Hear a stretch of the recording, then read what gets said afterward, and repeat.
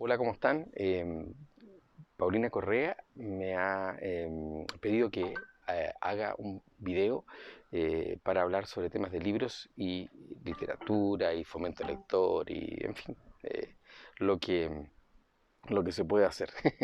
Eh, Tenemos y compartimos esta pasión por los libros. Claro, la gran diferencia es que ella los escribe y los escribe bastante bien. Entonces, bueno, eh, cumpliendo a su requerimiento, le eché una vuelta a ver de qué podía hablar con ustedes y me interesó hacer una reflexión en torno al tema de la literatura, la historia y las nuevas versiones de la historia a través de la literatura.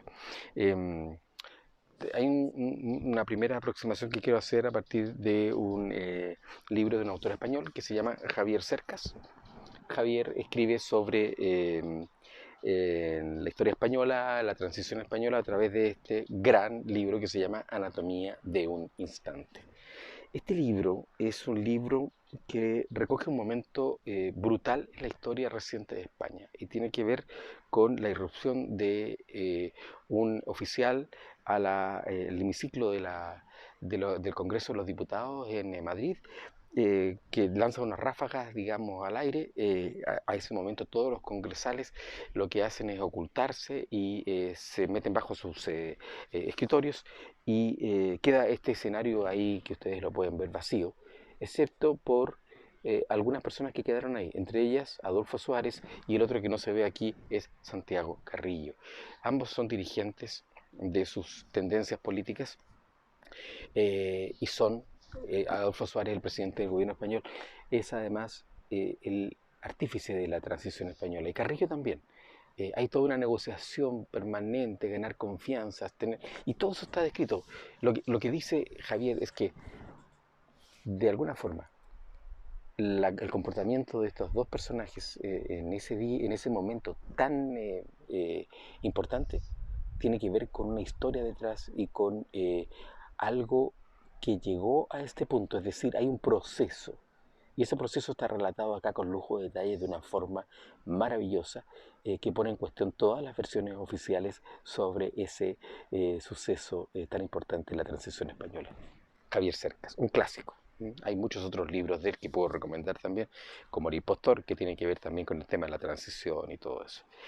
Por supuesto que para hablar de historia y de literatura tengo que hablar de Jorge Baradit. O sea, la historia y la literatura en Chile no podría ser abordada si no es con esta irrupción que ha tenido Jorge en los últimos, ¿cuánto ya? 5 o 7 años. Esta es su historia secreta 3, son relatos breves. Los tres libros de Historia Secreta 1, 2 y 3 son relatos breves de fácil lectura y con un estilo maravilloso. Realmente el aporte que ha hecho Jorge, además de hacer de la historia algo asequible a muchas personas, interesante para otras que estaba vedada, también ha hecho un gran aporte, diría yo, cultural a la mirada de la historia en torno a las verdades oficiales. Es decir, ha puesto en cuestión eh, las verdades oficiales. Eso no es poco frecuente, lo hacen muchos historiadores en toda la historia, ¿no? En la historiografía. Pero el punto es que Jorge de verdad se ha convertido en una voz que reivindica una nueva forma de ver la historia de Chile. Eh, y él conecta muy bien con la academia en eso, aunque la academia y algunos sectores le tengan algún tipo de rechazo. Pero los grandes premios de historia entienden perfectamente el trabajo que él está haciendo y el efecto que esto va a tener en los próximos años en la producción historiográfica. Es muy interesante lo que está haciendo Jorge y además es muy entretenido y es de un enorme aporte a la historiografía y también a los lectores de historia. Eh, Hay una interesante novela que se llama Monte Maravilla de Miguel Laferte. Eh, Realmente escribe de forma maravillosa, en un lenguaje eh, chileno, natural, nos resulta algo así como tan cercano. A mí me pareció una gran conversación esta novela y de verdad, y además toca temas que son tan sensibles para nuestra historia, como el tema de los detenidos desaparecidos, los pactos de silencio, la forma en cómo la transición no resolvió el tema de justicia para los familiares de los detenidos desaparecidos ni para las víctimas. Todo eso está acá, en una novela de un relato impresionante, a ojos cerrados. Miguel Laferte, Montemaravilla. Y por último, tengo aquí dos libros del mismo autor, que es Carlos Tromba. O antes, Carlos es un prolífico escritor chileno, eh, pero además muy diverso. Su origen y su formación tiene que ver con el estudio y el periodismo financiero, económico. Sus primeros libros tienen que ver con eso y son muy buenos.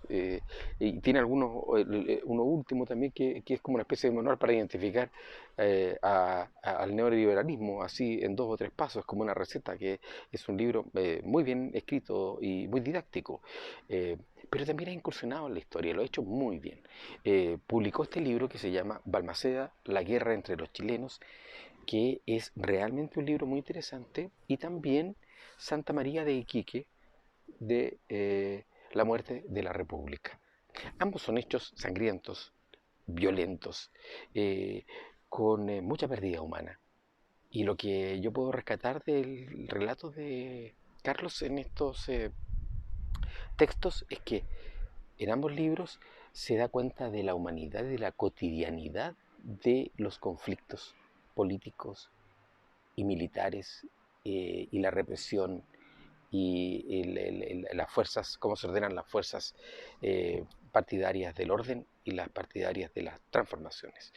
Eh, Dan efectivamente a lo mismo que está haciendo Jorge, una lectura nueva en términos de cuestionar la versión oficial de los hechos, tanto de la guerra civil como de la matanza de Santa María de Iquique. No por nada este libro se llama La muerte de la República. Hay toda una tendencia en Chile, por supuesto que en el mundo, de poder usar, investigar, humanizar el relato histórico. Los libros de la academia son fríos, de difícil acceso, con códigos propios, con palabras que son complejas para gran mayoría de las personas, que a veces solo entienden los historiadores, eh, y hacen distante a la historia. Los libros que hemos visto aquí hacen de la historia de Chile algo más cercano, real, y algo de lo cual de verdad podemos sentirnos parte. Muchas gracias.